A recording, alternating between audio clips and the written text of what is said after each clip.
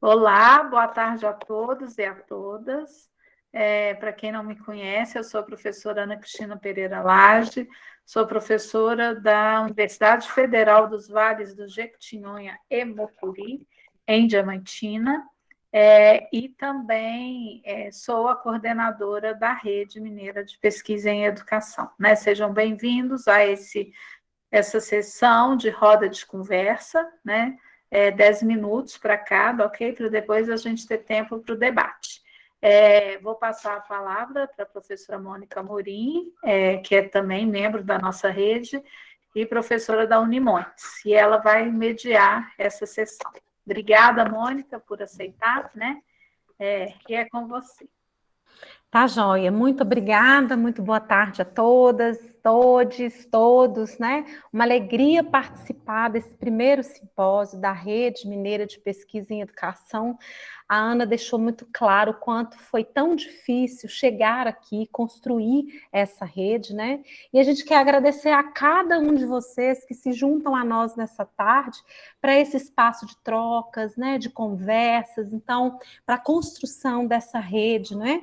Então, muito obrigada a cada um, a cada uma, e agradecer à professora Ana, que está capitaneando esse trabalho. Sem ela, a gente não teria chegado até aqui, e em nome dela, agradecer todos que fazem parte da rede, que constroem esse trabalho nesse tempo tão desafiador. Não poderia também deixar de registrar o agradecimento à Deusinha, que está aí conosco, né? E a Deise, que também vão nos ajudar aí como intérpretes, né? Tornando esse momento mais inclusivo possível, né? Bom, nessa tarde, como a Ana disse, nós temos aí trabalhos que serão apresentados, cada trabalho tem 10 minutos de apresentação, nós contamos com a presença aqui da Márcia Vilela, que vai apresentar o primeiro trabalho, né, um trabalho construído aí com o tema O Presente Possível, não é? Na sequência, a gente tem o Bruno Macedo Souza, que vai apresentar a experiência da trilha da atividade física com alunos do ensino fundamental. E, por fim, né, nós temos o Matheus Silva Figueiredo, que vai apresentar Só Funciona Se Não For Todo Mundo, né? Um trabalho aí que vocês trazem, dividem conosco para a gente viver esse tempo aqui de encontro e de troca. Como a Ana disse, eu sou Mônica Amorim, sou professora da Universidade Estadual de Montes Claros, trabalho com formação de professores, especialmente nas licenciaturas da universidade e também no programa de pós-graduação em educação e no programa de pós-graduação em desenvolvimento social aqui da Unimontes. Então, agradecer a presença de cada um, né? E pedir a cada um que, ao apresentar, se apresente um pouco, fale de onde vem, né? Quem é, né? Por que está aqui conosco, e na sequência apresente o seu trabalho. Então, eu vou passar a palavra para Márcia, que começa, né, a sua apresentação e a apresentação do seu trabalho. E a gente vai fazendo o controle do tempo, Márcia. Quando tiver faltando uns 2 minutinhos, eu ponho no chat, porque aí você, né, conclui, tá bom? Obrigada, então, gente. Vamos lá. Obrigada. Mônica, é melhor abrir o microfone e falar, porque quando eles têm alguma apresentação, eles não visualizam o chat. Perfeito. Pode deixar. Mas, desculpa interromper, mas o barulho do colocar no chat dá para a pessoa ouvir. Por exemplo, faz um barulhinho, um clique, aí a pessoa dá para saber. Beleza, a gente pode pôr no chat então, né? Bom, boa tarde a todos. Eu quero agradecer pela oportunidade, né, de estar aqui com vocês. Meu nome é Márcia Vilela. Eu sou estudante na Universidade Federal de Viçosa, nessa segunda graduação. Eu vou colocar a apresentação, porque aí já falo um pouco desse lugar de onde eu falo.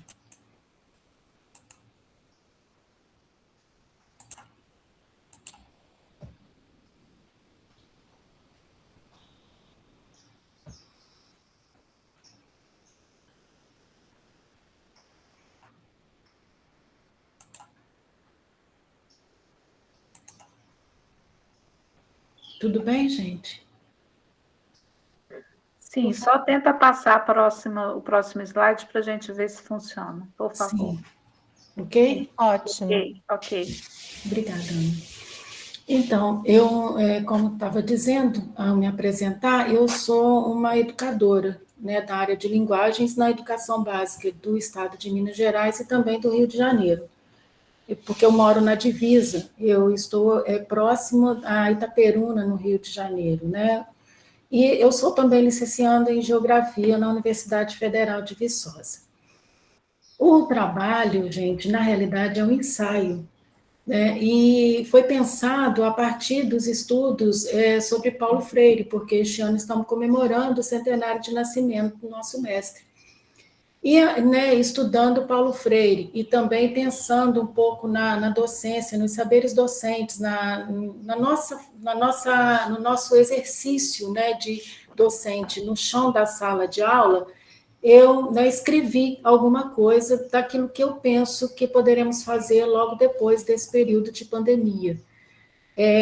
Como eu disse, né, a partir do construto de Paulo Freire, do inédito viável, e vou também falar da teoria construcionista crítica, que eu tenho estudado, a qual eu tenho conhecido a partir de estudos feitos, né? Por quê? Porque a gente deseja, eu como todos vocês, nós desejamos uma educação que seja emancipadora e transformadora, né? Meu lugar é o chão da escola pública, é a sala de aula mesmo. O tempo que eu estou considerando aqui é o tempo que nós estamos vivendo hoje, do negacionismo das ciências, do desmonte da educação, do risco que estamos vivendo para a democracia e das capilaridades do capital. Os sujeitos são os sujeitos da comunidade escolar, por isso que eu falo em docência. Por quê? Porque a gente aprende com o outro, na relação com o outro, mediatizado pelo mundo.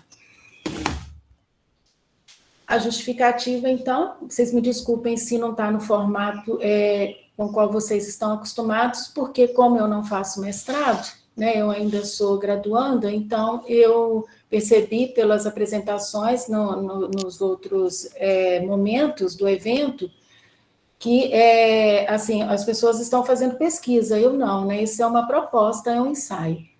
Então, vem dos desafios da docência, como eu disse, né, do nosso dia a dia, do adoecimento, que foi abordado ontem, e também do incômodo das pessoas falarem que nós, docentes, precisamos de capacitação, de formação continuada, como se nós não fôssemos capazes de exercer bem a nossa função, ou que precisássemos sempre de formação continuada e que nunca terminasse, que nós nunca estivéssemos preparados. Então, eu procuro falar de atualização, né? Por quê? Porque a vida é dinâmica, o mundo é dinâmico, e nós estamos escrevendo a nossa história. Então, o ser, né, lendo um pouco de Heidegger, eu percebo isso, que a gente é sendo. Então, que a gente vai se constituindo enquanto ser nas vivências do dia a dia. Né? Então, me veio muito, me pareceu muito encantador e desafiador o inédito viável de Paulo Freire, que eu chamo aqui de presente possível, né? O que é possível fazer hoje. E a partir de aulas que eu assisti com o professor Alípio de Souza Filho, eu tenho pensado na possibilidade de escrever um artigo, ou até mesmo um projeto que possa partir da teoria do construcionismo crítico, que o livro dele Tudo é Construído, Tudo é Revogável, que ninguém nasce pronto, nesse sentido, né?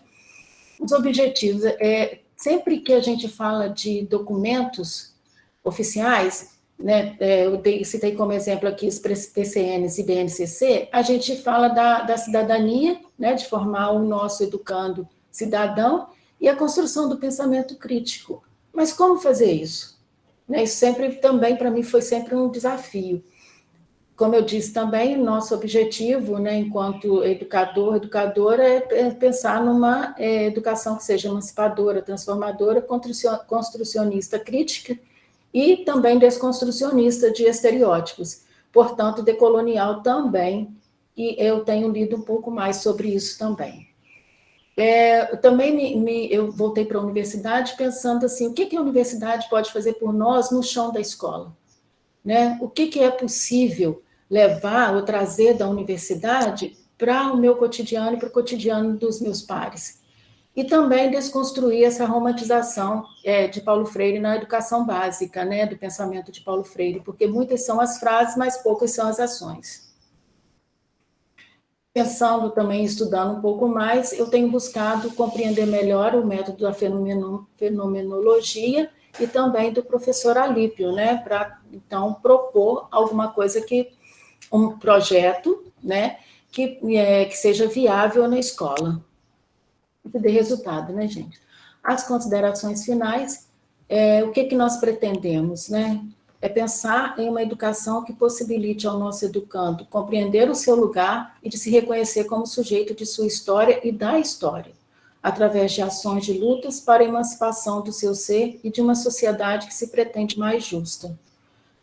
Com isso, eu tenho conversado na escola para a gente criar grupos de estudo e também grupos de trabalho na comunidade, né?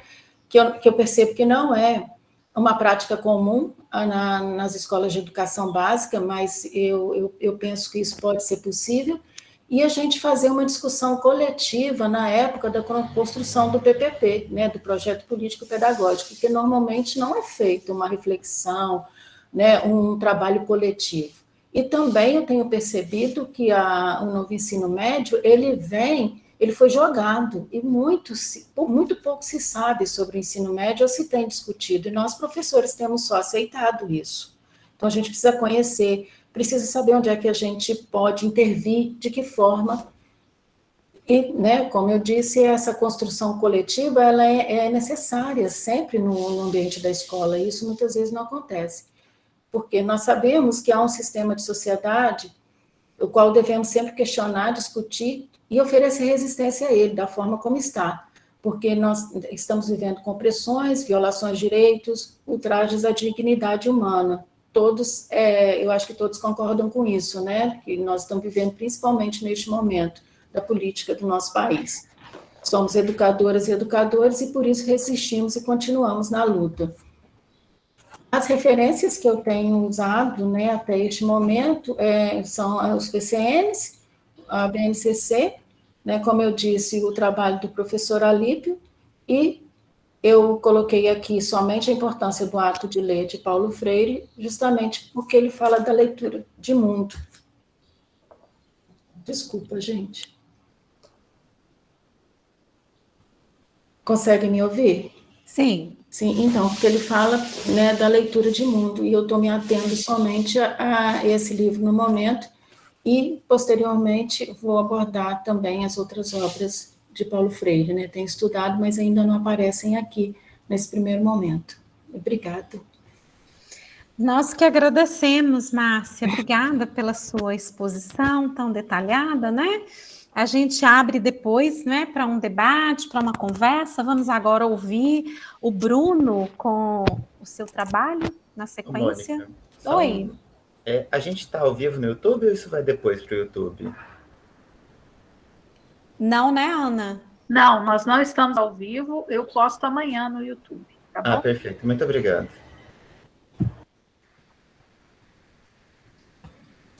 Vamos lá, então, com o Bruno. Boa tarde, eu vou já colocar a apresentação, aí eu já me apresento.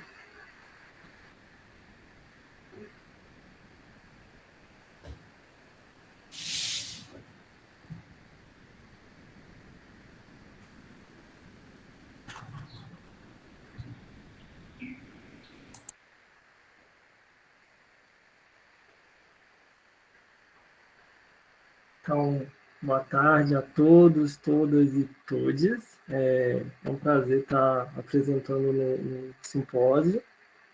Eu me chamo Bruno Macedo Souza, eu sou professor de Educação Física da rede estadual.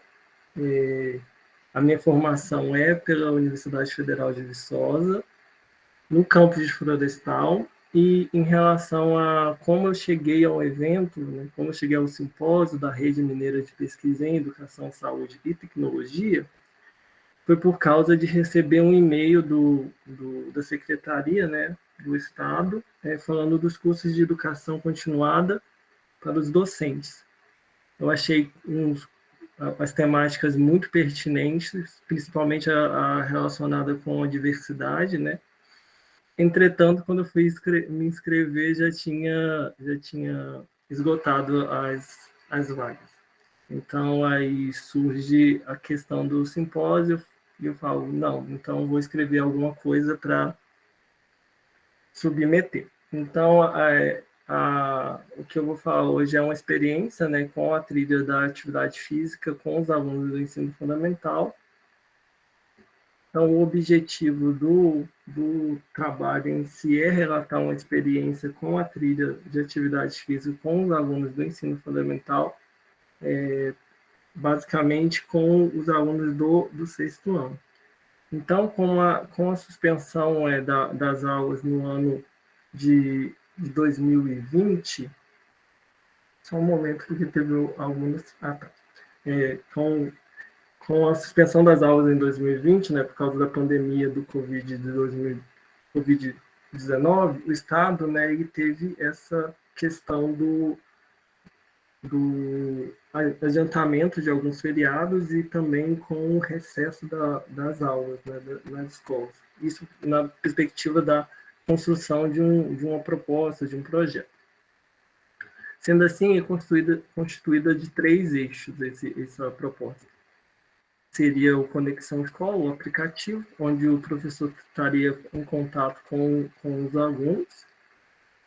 Um programa chamado Se Liga na Educação, onde teria aulas diárias com professores de diversas áreas, né, do conhecimento. E também o plano de estudo tutorado, onde teria atividade que o professor do Estado estaria seguindo, né? Bom, na primeira edição do PET, então no volume 1, não contemplou a educação física, né? Assim, né, eu tive que propor atividades, né, complementares, né, para as minhas turmas. Uma delas, né, é a trilha da atividade física. Então, ela foi adaptada, né, do Instagram da Educação Física Escolar e proposta para os alunos. Essa seria a trilha da atividade física. Ela foi enviada para os alunos no Classroom, né, no Google Classroom, e também no grupo do WhatsApp, para eles fazerem a realização dela em uma semana e depois enviar os relatos para o professor. Então, ela é composta de 16 casas, né? 16 casas, e os alunos realizariam com uma outra pessoa. Então, algumas das regras. Então, cada participante, né, teria um marcador, né, uma tampinha. Também para analisar que cada casa dessa, né, possui uma atividade, ao qual o aluno teria que realizar. Então, cada participante teria um marcador, então uma tampinha, uma pedrinha, e ele tiraria par ou ímpar para iniciar o jogo, com quem ele estivesse jogando. Então, o número que saísse no dado seria a quantidade de casas que ia andar com seu marcador. Então, onde o marcador parasse, ele estaria executando essa atividade. Então, venceria quem chegasse à última casa.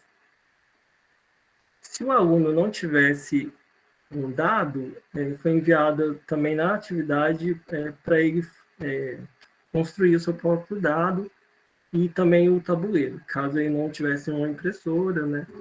Que a realidade da escola onde eu trabalho não é tão, os alunos não têm tanto acesso. Então, eu vou trazer alguns relatos que foram me enviados pelos alunos em relação à participação da atividade. Então, a primeira aluna ela fala: eu adorei esse jogo, né? Foi muito divertido. Eu e a minha família adoramos, né, esse jogo. Jogamos 3 vezes seguidas. Um segundo aluno fala: eu adorei fazer os exercícios físicos, deu até um alívio para o meu corpo. Também foi super divertido. Eu fiz com um irmão, né, meu irmão de 8 anos, e com meu primo de 9. Um terceiro aluno fala: foi bem legal jogar e ao mesmo tempo difícil. E foi um jogo que nunca joguei, até que foi interessante. Eu ganhei e joguei com meu pai. E última aluna, ela fala: essa brincadeira é muito divertida e fiz ela com a minha mãe várias vezes. É muito legal e ocorreu assim. Nós pegamos a folha, sentamos e começamos a brincar. Ao mesmo tempo foi legal, divertido e engraçado. Agora todo dia ocorre aqui em casa para se divertir e fazer exercício tudo ao mesmo tempo. Aqui eu trago duas imagens de tabuleiros feitos para os alunos e de marcadores que eles também criaram. E na imagem tem uma mãe e uma aluna realizando a atividade. Então, o que eu percebi na perspectiva do jogo que eu propus, né, para os alunos foi que eles agregaram valor, né, e a atividade e trouxeram também a família, né, para jogar com eles, né? Então, dando um significado para o jogo, um novo significado. Muito obrigado. Nós que agradecemos pela compartilha, Bruno. Muito legal também, né? A gente volta e conversa um pouco mais depois, viu? Vamos ouvir agora o Matheus, então, com um trabalho sobre o tema Só Funciona Se Não For Todo Mundo, né, Matheus? Vai lá, com você. Beleza. Então, boa tarde a todo mundo, muito obrigado à organização do evento, obrigado pelo convite, que todo mundo que está aqui. Meu nome é Matheus Figueiredo, eu sou professor de Ciências e Biologia numa escola estadual de Minas Gerais. Eu comecei a trabalhar tem bastante tempo, mas presencialmente é pouco, porque eu entrei no finalzinho de 2019, então logo eu peguei o encerramento do ano, aí no ano seguinte eu dei um pouquinho de aula, teve uma greve, e aí o resto foi, né, a pandemia. Então eu tenho bastante experiência docente à distância, mas pouca experiência presencial, né? E no começo, né, no finalzinho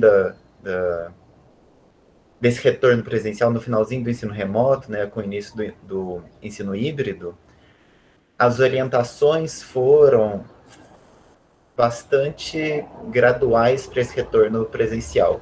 Então, inicialmente, os estudantes teriam a opção de ir para a escola ou não, né? Então, não seria contabilizada a presença em sala de aula para concluir a carga horária, e os professores, né, eram obrigados a ir, mas havia um revezamento de semana sim, semana não. Então, teria uma semana presencial para atender os estudantes na escola e uma semana remota para poder atender os estudantes que optassem por ficar em casa. E essa semana remota também serviria como uma forma de mitigar qualquer contágio, né, pela Covid-19, porque seria o tempo para os sintomas desenvolverem e a pessoa conseguir perceber e se isolar da comunidade escolar para não transmitir essa doença para tantas outras pessoas, certo? Então, além, né, das medidas super importantes de ventilação dos espaços, máscara e distanciamento, existia esse revezamento do tempo também. Só que, com o tempo, isso foi ficando cada vez menos seguro, eu diria. Menos mecanismos de segurança foram sendo tomados, né? O governo de Minas tem a explicação deles, tem a onda verde, a onda amarela, a onda vermelha, de quais regiões estão com maior risco, quais regiões estão com menor risco, mas, na prática, né, foram menos medidas de segurança que foram sendo adotadas. E aí, mais ou menos no finalzinho de outubro, volta o ensino presencial obrigatório para todo mundo, né? Aos poucos foi diminuindo as restrições da quantidade de alunos. Então, antes só podia ir metade dos alunos, depois só podia o tanto de aluno que coubesse na sala de aula se eles ficassem a 2 metros de distância. Aí depois 1,5 metro, aí depois 90 centímetros, aí depois acabou, não tem mais distanciamento mínimo. Quantos alunos couberem dentro de sala de aula, está cabendo. Então, o distanciamento já era. A ventilação depende muito do espaço físico, né, se a escola tem as janelas ou não, para poder ter essa circulação. Então, na minha escola, a gente tem a orientação de não deixar as portas das salas fechadas, a sala sempre aberta para poder ter uma troca de ar maior, mas isso tem o problema de que, do mesmo jeito que o ar entra e sai, o barulho também entra e sai. e dependendo do ânimo e do comportamento dos estudantes, esse barulho pode afetar outras salas que estejam passando. E, finalmente, a gente tem a questão da máscara, que é super importante, né? Existem modelos que são mais apropriados, tipo a PFF2, mas nem todas as escolas disponibilizaram para os estudantes e para os professores, né, para os estudantes. Não sei se teve alguma que disponibilizou, mas também é uma coisa que depende muito do comportamento de todas as pessoas envolvidas, e pelo que eu observo, né, apesar de uma boa parcela manter esse cuidado das máscaras, não são todos que utilizam, e dois, tem um momento em que é impossível você ficar de máscara, que é a hora do lanche, certo? Então eu vou colocar aqui a minha apresentação, porque eu tenho duas fotos para mostrar.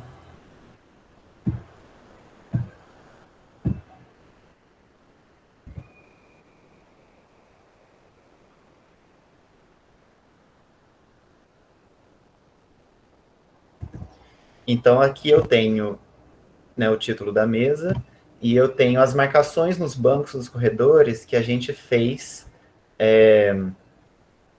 antes do retorno presencial, né? Então eu fui na escola num sábado letivo, né, fiz essas marcações com esses xizinhos no banco, né, mantendo o distanciamento de 2 metros, então onde que o estudante pode sentar. No chão também tem alguns X, que não dá para ver tão bem, mas nessa ideia de manter o distanciamento. E assim, nas primeiras semanas em que os estudantes, eram poucos estudantes que estavam indo, porque era opcional, esse distanciamento estava sendo cumprido, né, na hora do lanche era possível ter um distanciamento, a gente tem umas mesinhas em que a gente delimitou no máximo 3 pessoas em cada mesinha para ter um distanciamento melhor possível. Então, coloco nesse slide marcações nos bancos na teoria. E aí a gente mostra a realidade da escola, que foi um intervalo que estava passando, falei, eu preciso dessa foto para minha apresentação, que são os corredores da escola no intervalo na prática. Então, quando é a hora do lanche e os alunos todos saem para ir pegar a alimentação, que é muito importante, claro, simplesmente não tem esse espaço, não tem como manter esse distanciamento, os banquinhos estão todos cheios, o distanciamento, assim, não existe, né? O próprio governo de Minas já falou, não precisa, né, desses 2 metros para ter o distanciamento, então os estudantes também aproximam o máximo que podem na fila e nos banquinhos, porque simplesmente não tem espaço para todos eles irem para a escola com esse distanciamento que seria o mais seguro. Então, muito já foi dito que a pandemia mostra e revela problemas que já existiam na escola, né? O acesso à internet, acesso à tecnologia, problemas socioeconômicos, então a desigualdade entre os estudantes. E ela ressalta ainda mais o problema da superlotação das salas. Então, se já é difícil você dar uma aula para 40 alunos, imagina se esses 40 alunos têm que ficar todos de máscara o tempo todo, tentando manter algum distanciamento, né? Se eu preciso ficar pedindo para todos eles, vai bater a porta. Se eu preciso ficar pedindo para todos eles colocar máscara o tempo todo, isso é uma energia que eu estou gastando que poderia ser resolvida, né, se a gente tivesse um modelo um pouco mais preocupado com a educação. E eu observo até mesmo na minha escola, tem salas de aula que ficam vazias, mas por escolhas do governo, ele prefere juntar 40 alunos na mesma sala do que contratar mais um professor e poder abrir mais uma turma. Então, é basicamente isso, né, que eu queria falar, esse problema da superlotação, que, claro, é diferente em cada escola, é diferente no 6º ano e é diferente no 3º ano, mas, de maneira geral, se você tem um aluno, um professor para 40 alunos, você nunca vai conseguir o mesmo nível de contato aluno-professor, o mesmo nível de atenção aos problemas e às necessidades e às potencialidades de cada estudante que você conseguiria se você tivesse, sei lá, 20 alunos, 30 alunos em cada sala. É isso, muito obrigado. Então, nós te agradecemos, Matheus, pela exposição, né, tão rica aí em reflexões, né, e em questões importantes para a gente pensar, sobretudo quando a gente trata do tema que nos une, né, nessa tarde de conversa, que é educação, ambiente e saúde nos espaços e tempos de volta às aulas.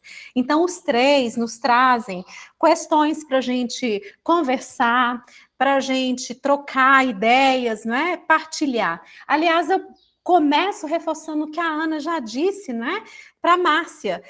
Esse aqui é um espaço não apenas de apresentação de pesquisas, né, mas de conversas mesmo, onde a gente também potencializa a vivência do professor. É muito importante esse diálogo com quem está no chão da escola, né? O quanto a universidade deve estar perto, não apenas só do professor, mas do povo, né? Você fala da importância aí, Márcia, da extensão universitária, e nós hoje, professores, né, que estamos na universidade, também sabemos do quão importante e tentamos trabalhar nessa perspectiva em que pese o fato dos desafios também serem enormes, né, Ana, para a promoção da extensão.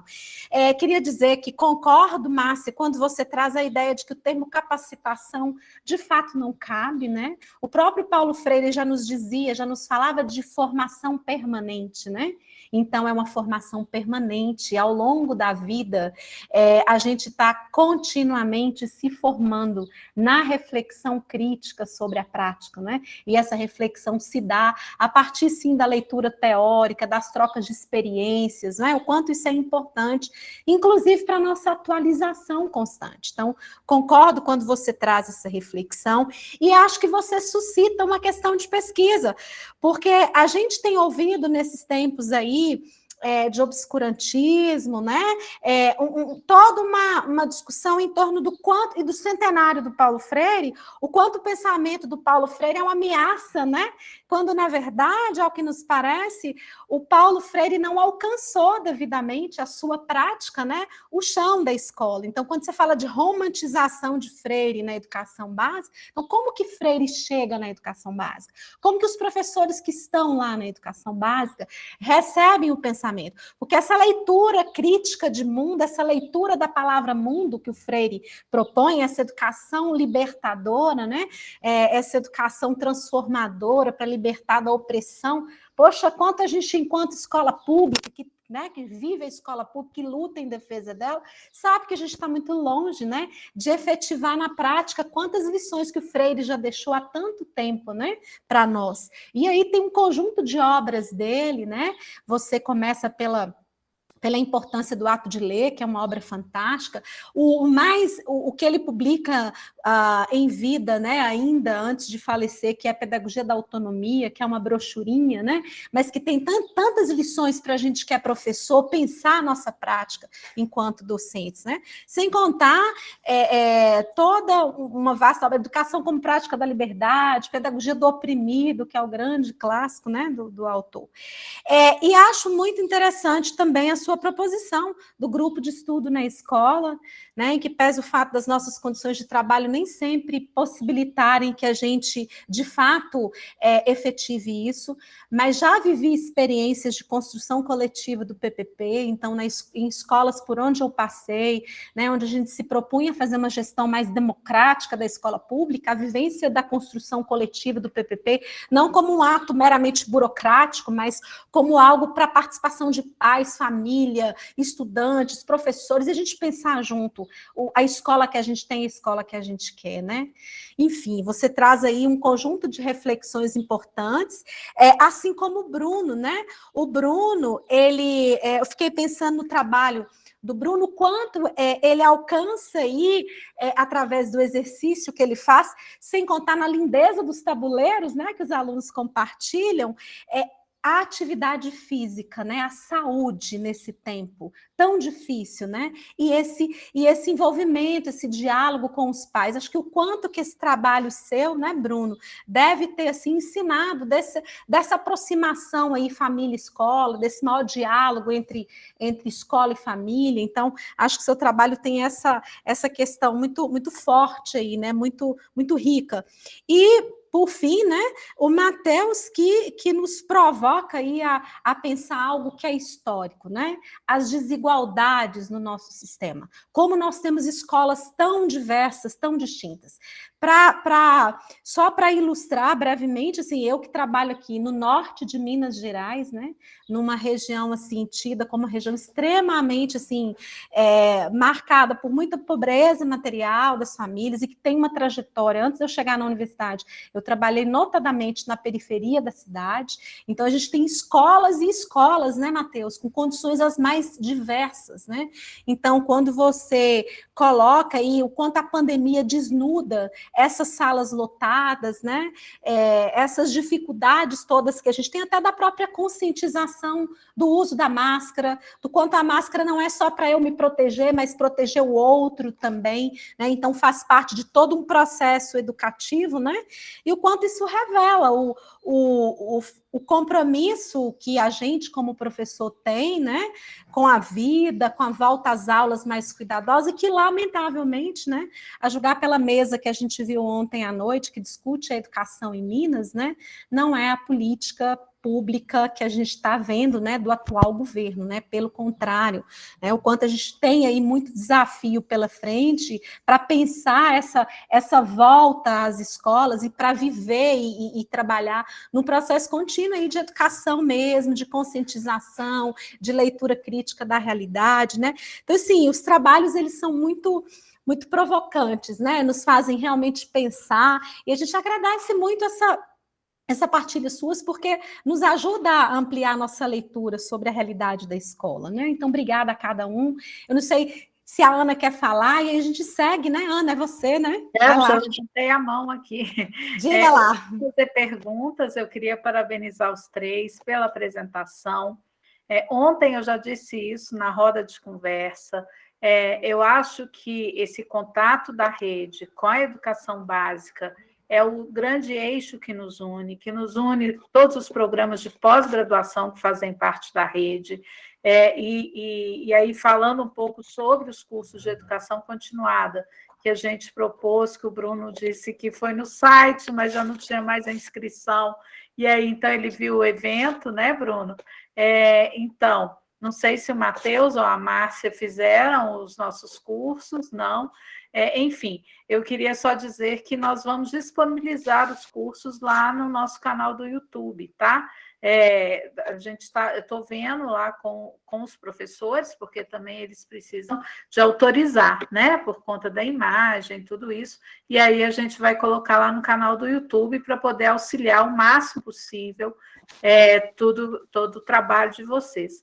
Mas aí eu queria dizer que o que me deixa mais feliz de todo o evento e de fazer parte dessa rede, de todo o trabalho que nós estamos tendo nessa rede, é esse contato direto nosso, né, que nós somos 7 programas de pós-graduação, mas como que a pós-graduação pode se aproximar da educação básica e como a gente pode dialogar com essa educação básica. Lógico que a gente tem pesquisas nos nossos programas, né, que envolvem a análise, a pesquisa sobre a educação básica, mas a gente quer essa vivência, e é isso que é o legal aqui do nosso evento, né, que vocês tragam a vivência de vocês da sala de aula, desse momento tão difícil, aí essa mesa, essa roda que é super importante, porque é pensando na volta às aulas, né, então vamos pensar isso, nós ainda estamos na pandemia, né? Nós não estamos no momento pós-pandêmico, a gente ainda está no momento pandêmico, lógico que vamos dizer assim, com melhores condições de segurança por conta da vacinação, entre aspas, porque nem todo mundo ainda foi alcançado, mas nós ainda estamos na pandemia. E aí, com todas as inseguranças e todos os problemas que o Matheus apresentou aqui, visualizar isso, né, para nós que estamos confortavelmente dando aula de dentro das nossas casas ainda, porque eu, por exemplo, eu tenho previsão de voltar só em abril, né, a minha universidade só deve voltar no final de abril para o presencial, isso se melhorar as nossas condições, vivenciar isso é muito, e visualizar isso, e escutar sobre isso, é muito importante para nós, né? Embora eu já saiba que algumas escolas aqui da minha cidade, que é Diamantina, né? Que é Vale de Jequitinhonha também, com todos os problemas que a gente tem por aqui, algumas escolas estão fechadas já por conta de contaminação, né? Então, isso é uma questão para a gente pensar, né? As escolas abrem, mas elas não conseguem se manter, porque a contaminação é enorme entre os adolescentes. E isso a gente vê claramente na foto lá que o Matheus colocou, porque é assim, gente, o adolescente ele vai agrupar, o adolescente ele vai conversar, ele não quer se sentir excluído, então, se os colegas estão sem máscara, ele vai ficar sem máscara. A gente sabe que isso vai acontecer, né? Faz parte da adolescência, né? Esse de sentir junto do grupo, e isso a gente visualiza claramente ali, né? Então, eu queria parabenizar mesmo, eu não tenho pergunta, eu queria só dizer da importância dos relatos de todos vocês aqui. A Márcia, como eu disse, aqui é o espaço, né, para falar das suas vivências, né? E eu acho que realmente pensar um PPP que seja refletido, dialogado, debatido entre os pares e entre a comunidade, entre a cultura escolar que cerca ali essa escola, isso é importantíssimo, né? Que não seja só o que a gente vê em muitos casos, né? Eu sou professora de estágio, então eu vejo os meus alunos falando assim, eles não querem deixar a gente analisar o PPP porque ele está sendo reformulado. Eu falei, olha, mas está lá na LDB, todos têm direito a ter o acesso ao PPP, mesmo que ele esteja sendo reformulado, você tem que ir pegar. Só que quando você começa a fazer as comparações, é um copia e cola de uma escola para outra, que é o que a gente visualiza aqui em Diamantina. Então, a reflexão, né, eu acho que eu já sei de cor os PPPs daqui. Enfim, é uma tristeza isso, né? Eu já sei as estruturas da escola, eu já sei tudo isso, de ver os relatos lá como chama? Dos relatórios de estágio que os meus alunos apresentam. Então, isso é uma coisa da gente pensar, e é super importante, Márcia, que seja dialogado, que seja pensado, que a cultura escolar esteja lá.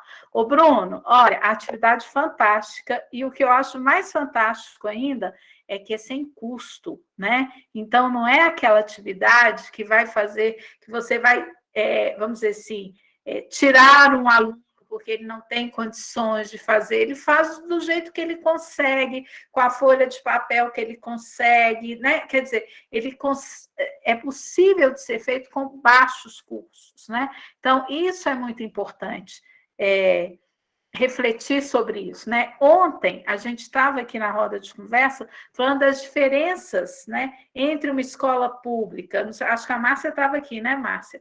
A diferença entre e eu falei disso, uma escola pública, que é uma escola que você tem alunos mais né, com condições sociais mais baixas, e uma escola que você tem alunos que, lógico, é pública, mas é aquela que você sabe que é uma determinada elite.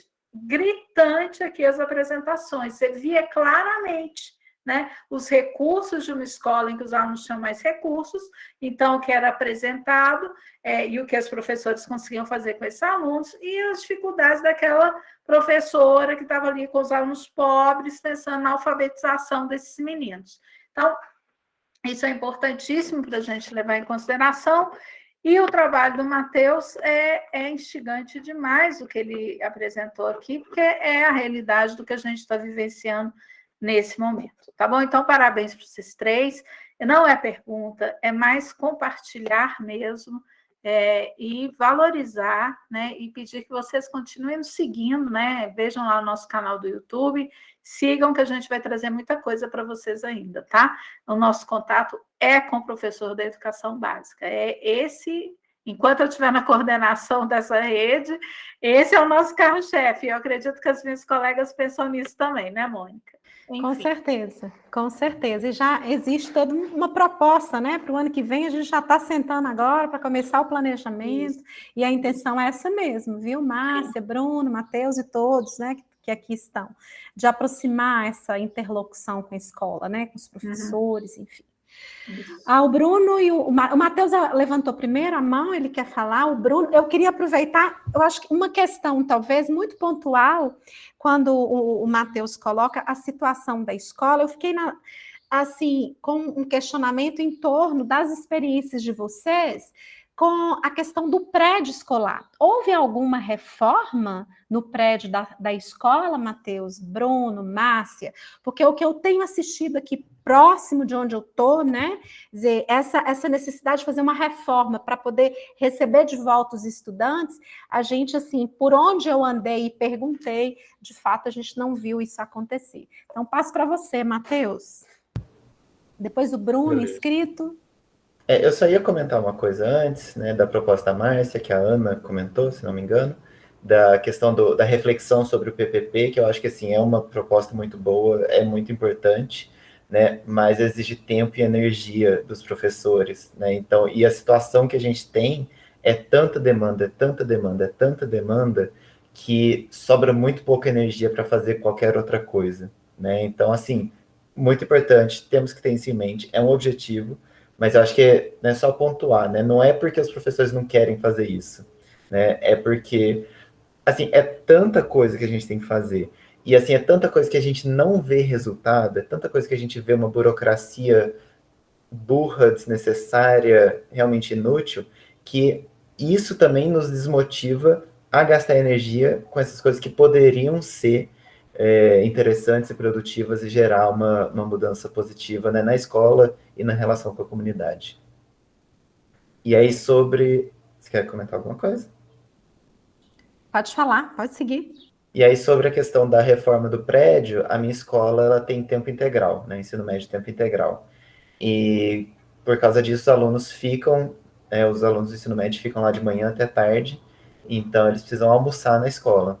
E, então teve uma reforma durante o tempo do ensino remoto, né? Então até casou legal isso de poder, né, os alunos estarem em casa com estar reformando a escola, mas foi uma reforma muito mais pensando no tempo integral do que na pandemia, no retorno seguro, né? Ajudou o retorno seguro, porque aí a gente tem um pouquinho mais de espaço para os alunos poderem habitar e se alimentar, mas não foi pensando explicitamente, especificamente para o retorno seguro.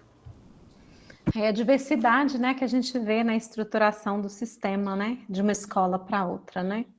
Enfim, acho que Marli André, em Pedagogia das Diferenças, né, no livro, ela fala muito disso, né, da diversidade que caracteriza nosso sistema, né, de ensino. As escolas são muito díspares aí nas condições, né?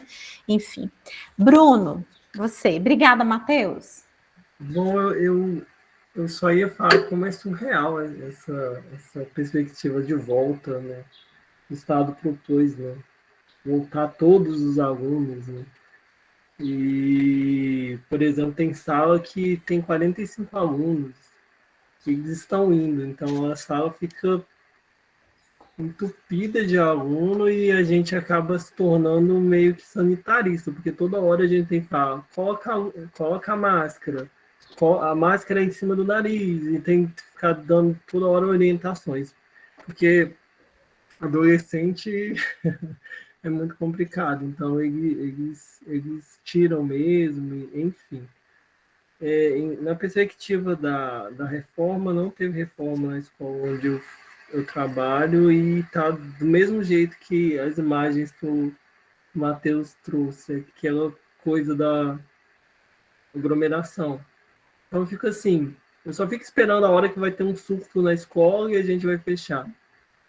Porque não tem.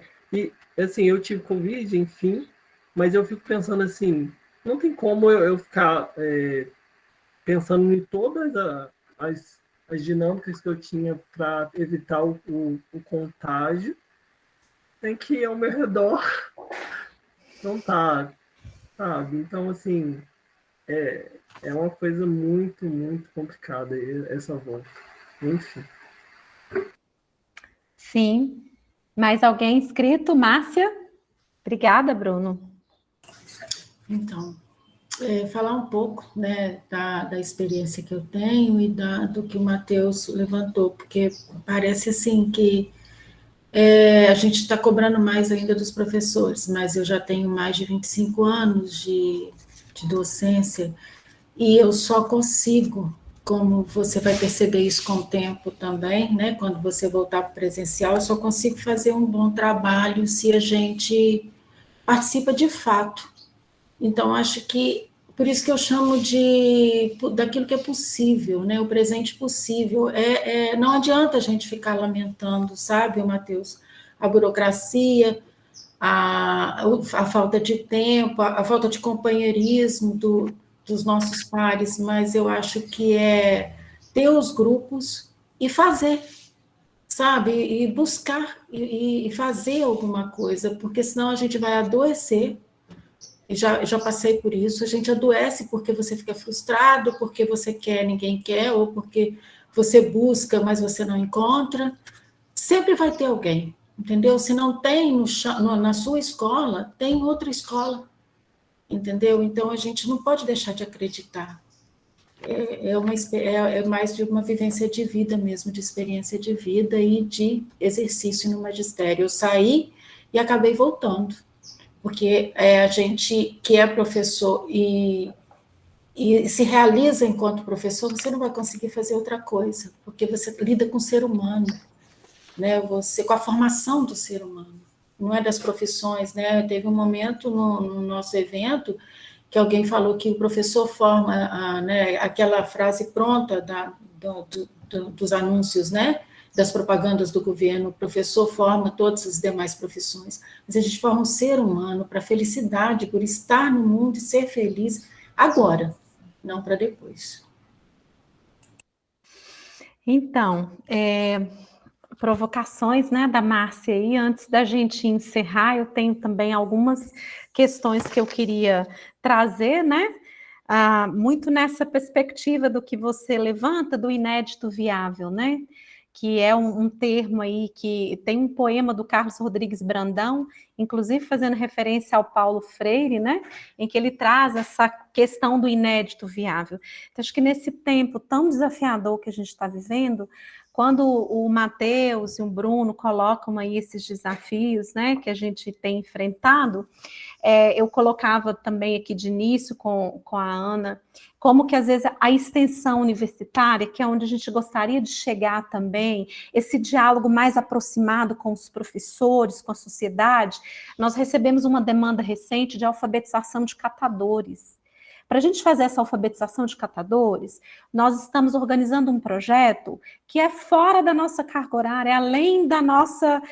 Porque a burocracia, as demandas são tantas, e muita coisa dessas demandas que vão nos engessando no cotidiano. E a gente deixa de fazer, né? E, sobretudo, nesse tempo tão desafiador que a gente vive, a gente deixa de acreditar e deixa de apostar na possibilidade de construir esse inédito viável, né? Então, a ideia de inédito viável me lembra muito a noção de utopia.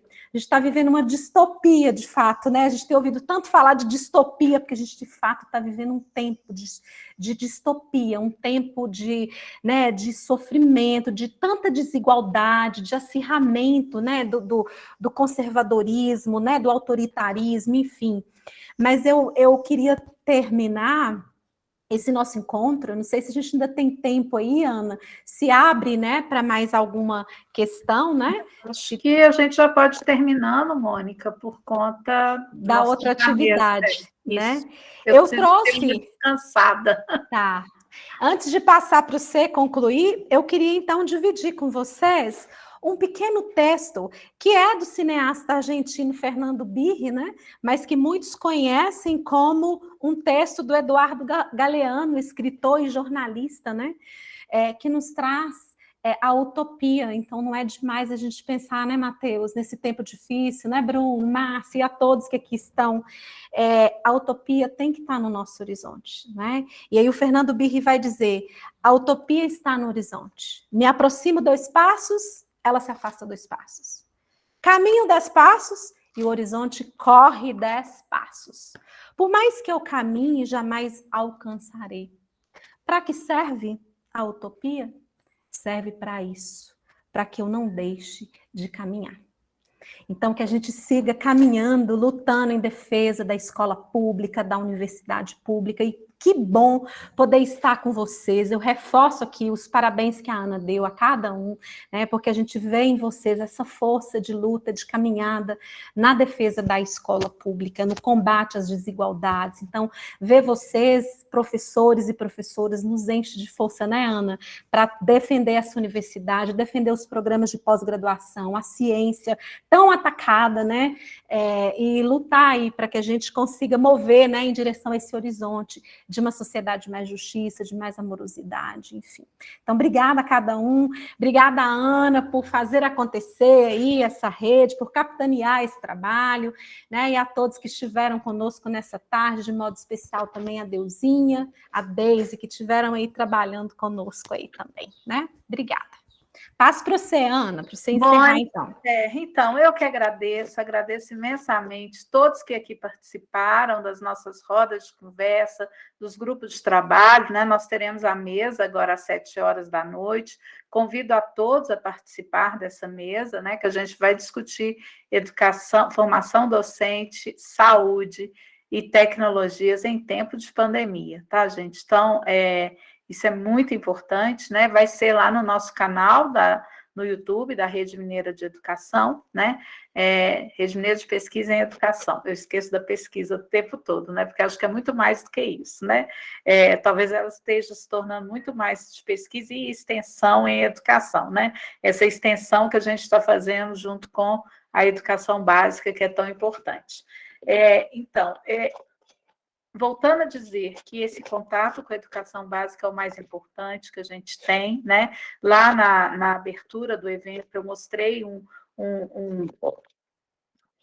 mapa de Minas Gerais, né? E nesse mapa eu mostrei como que nós conseguimos alcançar com os cursos de educação continuada um número exorbitante de pessoas e que nós alcançamos Minas Gerais inteira, tá, Bruno? A gente encerrou porque não daríamos mais conta, nós tivemos mais de 600 inscritos, né?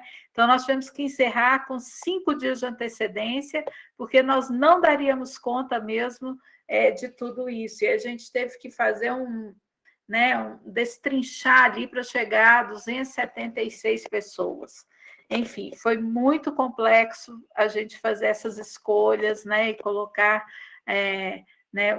vamos dizer assim, os descritores para poder fazer essa avaliação e quem seria agraciado com os nossos cursos. Mas isso me deixa muito feliz, né? Me deixa muito feliz, e eu acredito que todas as minhas colegas da rede, e aí eu falo colegas, porque são mulheres, né? Nós estamos quase virando a Rede Mineira de Pesquisa Feminina em Educação, né? De mulheres em educação, mas são mulheres que estão capitaneando, e eu queria puxar esse gancho, pensar a utopia que a Mônica disse, né? E falou e que tem a ver com o que a Márcia disse, né? E que tem a ver com esse tempo de sala de aula que a Márcia disse. Eu também estou na sala de aula há 30 anos, também fui professora do Estado, da educação básica, a minha área é história, né? E eu sou, antes de historiadora, eu sou uma formadora de professores de história, né? Então, isso é importante dizer, né? Do lugar onde eu estou, na universidade onde eu estou, né? Então, eu queria dizer, olha, continuem com a utopia, continuem pensando em algo, né? Pensem a importância de ser docente, pensem na diferença que vocês fazem na vida desses adolescentes, desses jovens que estão na sala de aula de vocês. Eles estão conversando, eles estão fazendo uma movimentação, eles não estão nem aí para o que eu estou falando, mas pense naquele que está prestando atenção, pense naquele que você está fazendo a diferença, tá?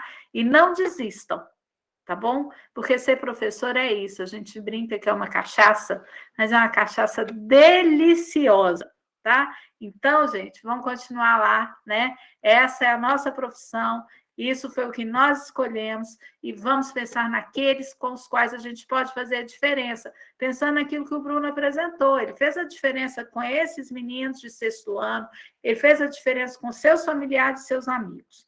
Então, vamos pensar nisso, né? Enquanto a gente tiver o brilhinho no olho do nosso aluno, isso daí ninguém paga, né? Então, gente, olha, obrigada, fiquem bem, se cuidem, tá? Não, Bruno, a gente tem o Instagram, mas na verdade eu vou reformular ele ainda, porque nós estamos naquele processo que a gente não tem ninguém para fazer nada disso, tá? Nesse momento, né?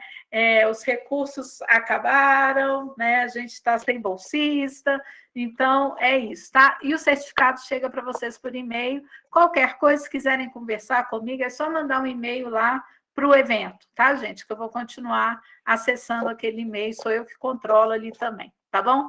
Então, um abração para vocês. Abraço, gente. Obrigado. Até mais, né? Até mais. Um abraço e que a gente continue firme aí, tá? Assim seja. Abraço. Tá? Muito obrigado. Tchau, tchau, até mais. Tchau, até mais. Maria e Deise, obrigada para vocês. Então, para vocês aí no Rio de Janeiro, né? Aqui é a sala mais diversa possível. É verdade, desse jeito mesmo. Obrigada, Deise. Obrigada, Maria. Tchau, tchau. Um abraço a todos. Obrigado, um abraço. Obrigada.